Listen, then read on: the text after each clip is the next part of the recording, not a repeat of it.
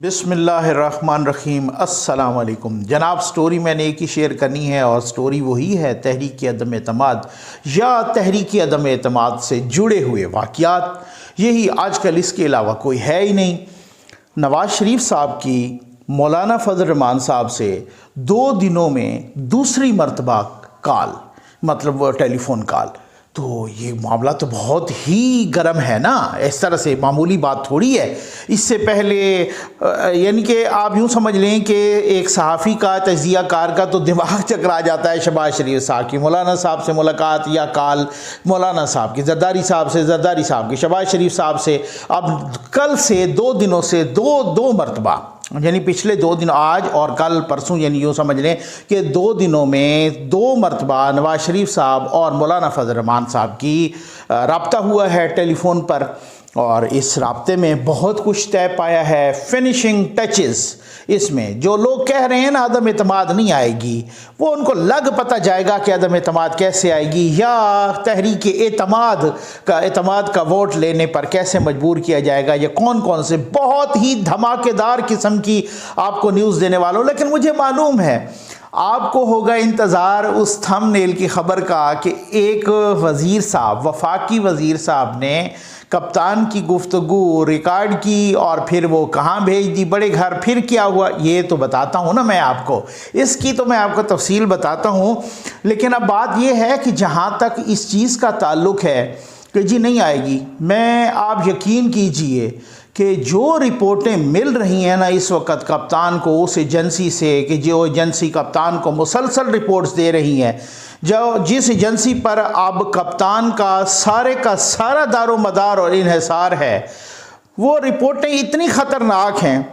इस वक्त तहरीक अदम एतमाद का सबसे ज़्यादा यकीन अगर किसी को है तो वो प्राइम मिनिस्टर ऑफ पाकिस्तान जनाब इमरान खान साहब को है। ये मैं आपको बड़े बावसूख ज़राए से मालूमात ले के कह रहा हूँ। जी बिल्कुल, सबसे ज़्यादा अगर किसी को यकीन है। भाई अगर ना होता, बात ये है ना, अगर ना होता तो चौधरी साहबान के पास जाना, मुन्ने सिलाई साहब को बुलाना, फिर अब ये कहना कि MKM के पास भी जाएंगे कप्तान, ये ख़ुद गवर्नर सिंध ने कहा है, GDA के पास भी आएंगे। इसी तरीके से अगर आप कोई भी, मतलब मेरे जो सहाफ़ी भाई हैं वो तो खैर इन चीज़ों से वाकिफ़ हैं ही हैं ना, वो सारे के सारे सहाफ़ती ज़राए, सियासी ज़राए, जानने वाले ज़राए मेरे साथ 100% नहीं 1000% जो है ना मुतफ़िक होंगे किस बात पर कि अगर इस वक्त आप एक एनालिसिस करें, जितने बड़े पार्टीज़ के सरबराहान हैं, मौलाना फजल रहमान साहब हो गए, नवाज़ शरीफ साहब हो गए, शहबाज शरीफ साहब हो गए, इसी तरीके से मरीम नवाज़ साहब हो गई, बिलावल साहब हो गए, आसिफ अली जरदारी साहब हो गए, इमरान खान साहब हो गए, ठीक है। इन तमाम में अगर आप एक क्वेश्चन करें कि सबसे ज़्यादा गुरूर या मगरूर कौन है, यानी कि सबसे ज़्यादा, वो कहते हैं जैसे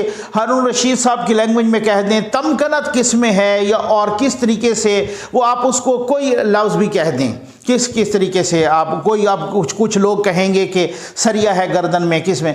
अगर आप किसी से सवाल करें कि इन तमाम का मुझे आप बताएं कि सबसे ज़्यादा आपको मगरूर कौन नज़र आता है, तो वो आपको एक ही जो जानने वाला होगा, जो 1% भी इनको सबको जानता होगा, वो कहेगा कि इमरान खान साहब। हमने खुद धरने के दौरान भी वो मनाज़र देखे हैं। आप यकीन कीजिए कि इंटरव्यू के लिए कई दफ़ा हम जाते थे तो हम देखते थे जो बड़े बड़े रहनुमा, असद उमर साहब, शाह महमूद कुरैशी साहब, बाकी शीरी मज़ारी साहबा, बाकी लोग, इस यानी खान साहब जिस तरीके से गरजते थे ना, जिस तरीके से छोटी छोटी बात पे बिल्कुल हमने आंखों से देखा है, कोई ढकी छुपी बात नहीं है, इतना शोर कर देते थे, ये दबक के रह जाते थे सारे। यकीन करें कि इस तरीके से जो है ना, मैंने कभी नहीं देखा कि जनाब के नवाज शरीफ साहब ने या शहबाज शरीफ साहब ने या मरियम साहबा ने या बाकी लोगों ने, या कोई होता होगा बीनीथ द सरफेस कुछ, लेकिन ये बिल्कुल सबके सामने, सारे लोगों के सामने इस तरीके से जो है ना, जिस तरह से ना ही मौलाना फजल रहमान साहब, ना ही जरदारी साहब, ना कोई। अगर उस बंदे को इतना इस हिसाब से और फिर जाना पड़ रहा है एक एक जगह पे मुसलसल इस्तीफ़े आ रहे हैं, विकटें गिर रही हैं। नदीम अफजल चंद साहब, ये हम अगली वीडियो में भी बात करेंगे जनाब, वो भी अब छोड़ गए। इसी तरह से यार मोहम्मद रिंद साहब, उन्होंने बहुत हैवी इल्ज़ामात भी लगा दिए, वो भी आपके साथ शेयर करेंगे। भाई मुझे आप ये बताएं कि अगर वो नहीं आ रही तहरीक अदम एतमाद, तो फिर ये असम्बली का रंग रोगन, असम्बली की तज़ीन व आराइश, अच्छा चल मैं मान लेता हूँ कि जनाब असम्बली की तज़ीन व आराइश पहले से तयशुदा थी। अब अगर किसी ने अभी अब से चंद लम्हे पहले शहजाद इकबाल साहब के साथ जियो न्यूज़ पर शेख रशीद साहब का अगर इंटरव्यू देखा हो, उनको पता चल गया होगा कि मामलात कितने ख़राब हैं। शेख साहब रिक्वेस्ट कर रहे हैं, शेख साहब तरले कर रहे हैं अपोजिशन को, जी आपसे 1 साल और नहीं बर्दाश्त होता, जी आपसे अगर कहीं पाकिस्तान पटड़ी से उतर गया जनाब, आप इस तरह से है कोई और धमा। एक दफ़ा यानी कि आप इंटरव्यू देखें, उन्होंने कहा कि देखें जी अभी पेशावर में क्या हुआ है, अगर खुदा न खास्ता इस तरह का कहीं और को वाक़या हो, मतलब एक धमकी भी दे दें, रिक्वेस्ट भी कर लें, कहीं ऐसा ना हो कि सारे का सारा तलपट हो जाए सिलसिला। ये शेख साहब फरमा रहे हैं। तो अब शहजाद इकबाल ने कहा कि जी आपकी मुराद क्या है, ज़रा समझाएं। आपकी मुराद ये है कि क्या कोई मार्शल लॉ लग जाएगा, या आपकी मुराद ये है कि खान साहब को ऐसा कदम उठाएंगे?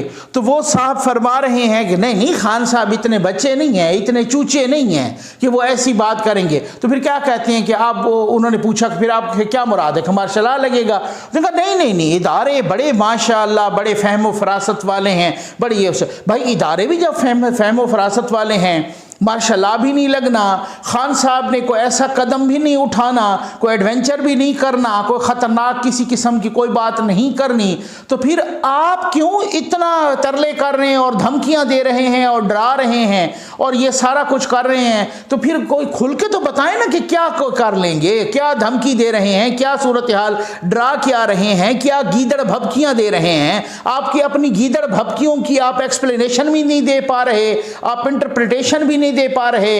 एक कदम आपका इधर है, दूसरा कदम आपका मुबैना तौर पे इधर है, हमें सारी खबरें हैं इसकी, ठीक है ना? तो आप इसी वजह से तो अपोजिशन के कुछ लोगों से देखें, मिलें, उनसे बात करें, तो कुछ तो मजाक में कि इतने तक भी कह गए हैं कि नकवी साहब देखिएगा पहला वोट ही शेख रशीद साहब का आएगा हमारी तरफ। अब आप मुझे तो नहीं पता, वो कह रहे हैं, ठीक हो गया ना? अच्छा, अब इसी तरीके से जो है आप इस बाकी अब शेख साहब को देखें, तो शेख साहब कह रहे हैं कि देखें ये फिर अदम एतमाद का ये करेंगे और फिर उसके बाद स्पीकर इसको यूं कर सकता है, इतने दिनों के लिए वो आगे कर सकता है। वो कह रहे हैं कि अगर असम्बली में रंग रोगन हो भी रहा है तो हम किसी और जगह पे, जैसे कन्वेंशन सेंटर है, जो डिप्टी स्पीकर थे अपना अपोजिशन के नून लीग के जावेद अब्बासी साहब, वो भी जो है ना यही कह रहे हैं कि उसका इजलास हो सकता है दूसरी जगह पे। और एहसन इकबाल साहब भी कह रहे हैं कि हमारे पास कन्वेंशन सेंटर के फार्म में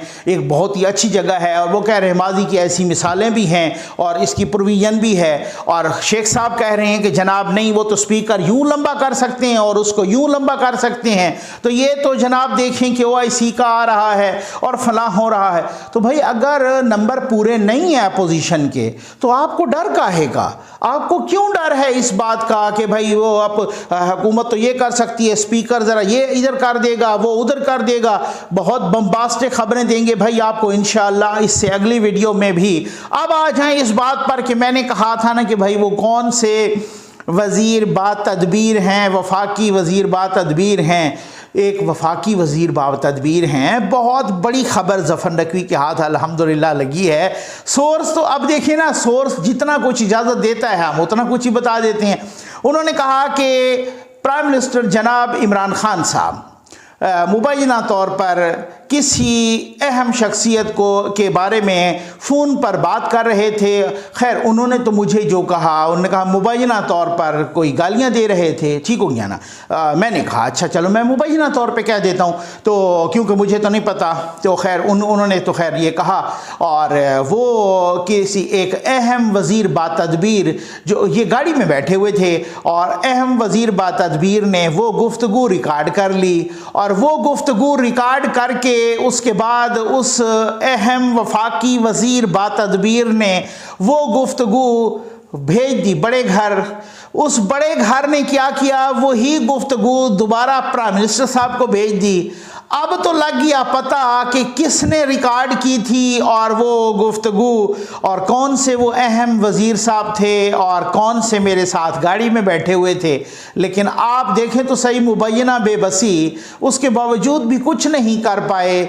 प्राइम मिनिस्टर ऑफ पाकिस्तान बहुत क्रिटिकल मौका है ना, बहुत मौका ही ऐसा है कि आप क्या कर सकते हैं। जो इस वजह से जो जितना कुछ मुझे इजाज़त मिली इस न्यूज़ की आप तक पहुंचाने की, तो मैंने वो न्यूज़ पहुंचा दी, ठीक है ना। ज़राए आपको पता है सहाफ़ी ज़राए तो कभी भी नहीं खोलता, और ना ही ज़राए को वो मुझे एक याद आ रहा है, अभी रिसेंटली अमेरिका में पता नहीं कोई जो है ना एक सहाफ़ी के बारे में, वो बहुत बूढ़े हो गए थे और कोई ग़ालिबन कोई ख़बर थी बम ब्लास्ट की थी या कौन सी थी, ये अभी आप चेक कर सकते हैं उसका।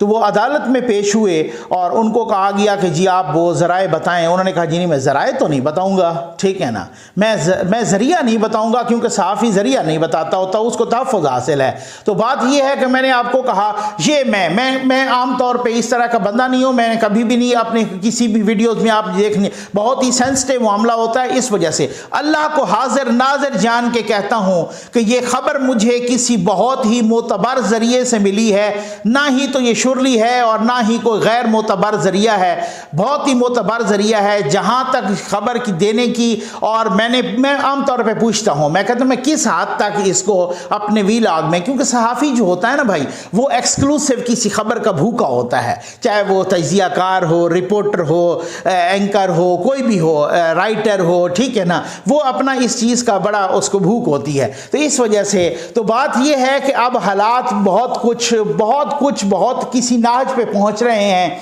और अगले वीलाग में बहुत कुछ बताएंगे कि ये नवाज शरीफ साहब और मौलाना साहब के दरमियान जो गुफ्तगू हुई है ये कब तक को पेश होने की वो सूरत हाल है, क्योंकि बहुत सीना टांगें अब कांप रही हैं, कब कपीतारी हो गई है, ऐसे इंटरव्यूज़ आ रहे हैं, ऐसे इल्ज़ामात आ रहे हैं, ऐसी विकटें गिर रही हैं, इस्तीफ़ों के ढेर लग रहे हैं, बस हर तरफ से घेराव है, मामलात बहुत ख़राब हैं। अब धमकियां भी आ रही हैं, धमकियों के बाद मिन्नत तरले भी आ रहे हैं, फिर मिन्नत तरलों से यानी वो कहते हैं कैरेट एंड स्टिक, दोनों पॉलिसीज़ जारी हैं। अब होता क्या है ये साथ साथ आपके चल के आपको बताते रहेंगे। उम्मीद है आपको वीडियो पसंद आई होगी। आपका बहुत बहुत शुक्रिया।